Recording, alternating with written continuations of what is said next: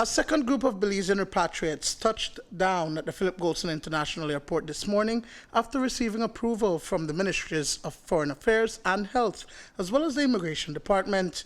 The 15 persons arrived on board on a United Airlines flight and will have to spend a mandatory 14 days in quarantine. The repatriation process started in early June, and one flight has already come in last Friday, and so this is the second flight that has come in.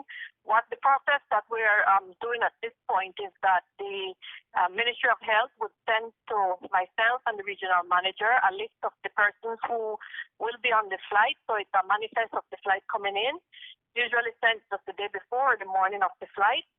And in that manifest, we also have exactly how many people, the names, addresses, etc., and the location of where they will be quarantined. These returning Belizeans were screened at the airport where health stations have been installed. They were each swabbed by public health staff and a full travel history was ascertained.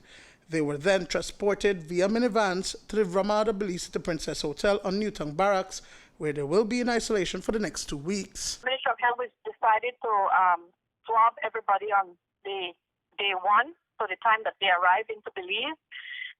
So we've set up a system at the airport where we've placed our equipment, which is like the swab booths and all the medical equipment that we need. And as the passengers come off the plane, then we go through the process that they would have to go through prior to actually going into home quarantine. Each case is dealt with individually, but everybody is under quarantine, under mandatory quarantine. A quarantine form is signed. It's all explained to the passengers who have come in. They're then moved on so that's done by our public health staff. Then the nurses would see the passengers, do a temperature check, and escort them over to the doctors who would do the nasopharyngeal swabbing. And then the nurses continue with a full history of where they're coming from, if they have any symptoms, etc.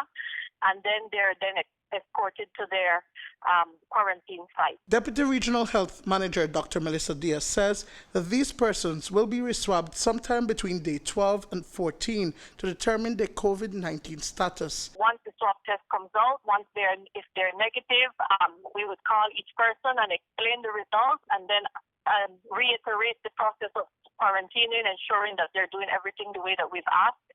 And then we re-swab these persons at about day 12, between day 12 and day 14. Once they have the second test that's negative at day 14, then they would be allowed to go at home. Of course, we always try to stress that they should still continue with all the precautions that we've asked, like the hand hygiene and the social distancing, etc., that we're asking everybody in the public to do. Duane, Moody for News 5.